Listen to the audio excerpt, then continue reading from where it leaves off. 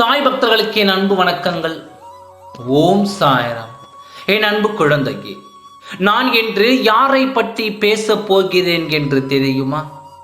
நீ அடிக்கடி இவரை பற்றித்தான் யோசித்துக் கொண்டே இருக்கின்றாய். நீ யோசிக்கும் நபர் எனக்கு தெரியாது என்று நினைத்து கொண்டிருக்கின்றாய். நீ என்னிடம் ஒவ்வொரு முறையும் அவர்களை பற்றி என்னிடம் சொல்லும் பொழுது நான் எப்படி சிந்திக்காமல் இருப்பேன்? உன்னை யார் வேண்டாம் என்று சொன்னாலும் பரவாயில்லை, அல்லது யார் வேண்டுமானாலும் உன்னை வெறுத்து போகட்டும், நீ யாரையும் வெறுக்க வேண்டாம். என் கண்ணே, சில பேர் உன்னை பார்த்த உடனே வீட்டின் உள்ளே சென்று விடுவார்கள். இவர்களையா நாம் பார்த்து விட்டோம் என்று. ஆனால் அவர்களுக்கு தெரியாது நீ என் குழந்தை என்று. நானோ உன்னை இங்கு பார்ப்பதற்கு ஏங்கிக் கொண்டிருக்கின்றேன். நான் உனக்கு தந்ததை பெற்றுக்கொண்டு இந்த சாயப்பாவை பார்க்க ஓடோடி வா. நீ யாரை பற்றி யோசித்தாலும் சரி, அவர்களை உன் கண்ணில் வந்து ஒப்படைப்பது என் பொறுப்பு. நீ ஒன்றை புரிந்து கொள். சில நேரங்களில் உன்னுடைய எண்ணங்கள் நிறைவேறவில்லை என்றால் வாழ்க்கை முடிந்து விடாது. இனிமேல் நமக்கு ஒன்றுமே இல்லை என்று எண்ணிவிடாதே. நமக்கென்று யார் இருக்கிறார்கள் என்ற எண்ணமும் உனக்கு வர வேண்டும்.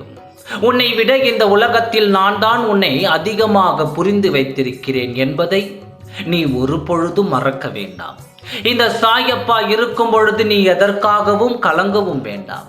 உன் சாயப்பா உனக்கு ஒரு வாக்கு தந்து விட்டால் அதை நிறைவேற்றாமல் உன்னை கைவிட மாட்டேன்.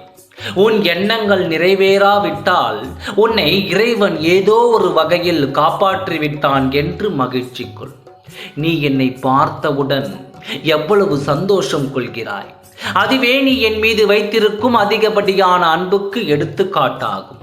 என் அன்பு குழந்தையே, உன்னை காண நான் ஓடோடி வீட்டிற்கே வந்திருக்கின்றேன். உன்னை எல்லா திசையிலும் உன்னில் சூழ்ந்து நிற்கின்றாய். நீ எதற்காக பயப்படுகிறாய்?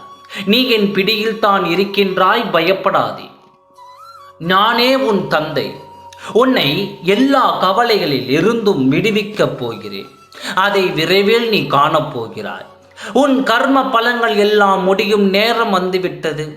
உன்னை யாராவது தூற்றி பேசினாலோ அல்லது உன்னை ஒதுக்க நினைத்தாலோ நீ கவலைப்படாதே, நான் பார்த்து கொள்கின்றேன்.